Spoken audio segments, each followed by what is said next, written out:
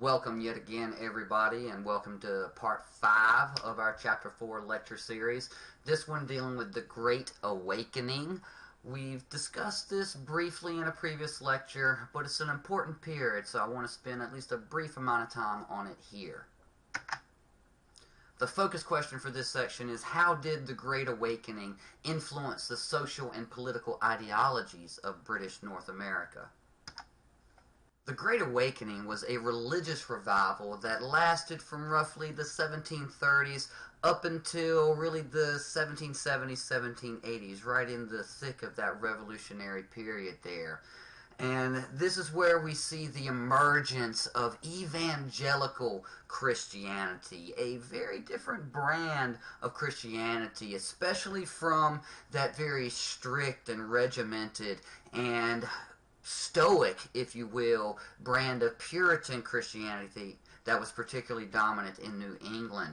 This evangelical Christianity was a more emotional brand of the religion that emphasized a personal connection with God and Jesus. You didn't need ministers, or certainly not priests, as intermediaries between the individual's connection with the divine. This period also saw the rise of the sort of fire and brimstone style preaching that was particularly evident in the work of Jonathan Edwards, a prominent New England evangelical preacher, whose Sinners in the Hands of an Angry God really epitomized this sort of fire and brimstone preaching style. Now, the most famous figure from this period was actually a British evangelical minister by the name of George Whitefield, who traveled over to the British colonies in the mid 18th century and spent quite a bit of time traveling up and down and throughout the colonies and preaching to ever-increasing crowds of devoted worshipers. His revivals were really the first major intercolonial events in North American history, where they attracted crowds from all over the colonies to come see him preach and experience his emotional brand of Christianity.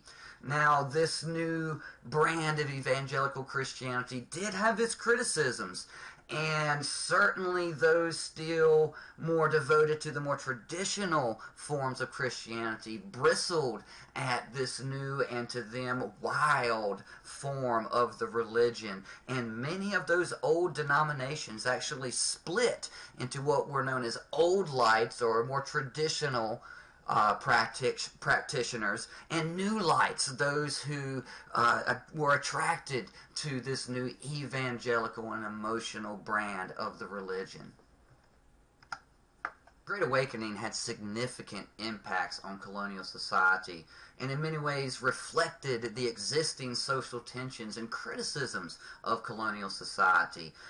Its emphasis on personal salvation rather than profit was a critique of the growing commercialization of colonial society.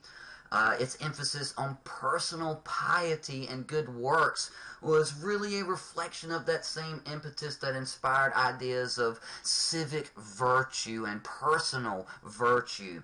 The Awakening spoke out against the ills of society, drinking, gambling, prostitution, and really helped to galvanize a new, greater moral understanding in both personal and public lives.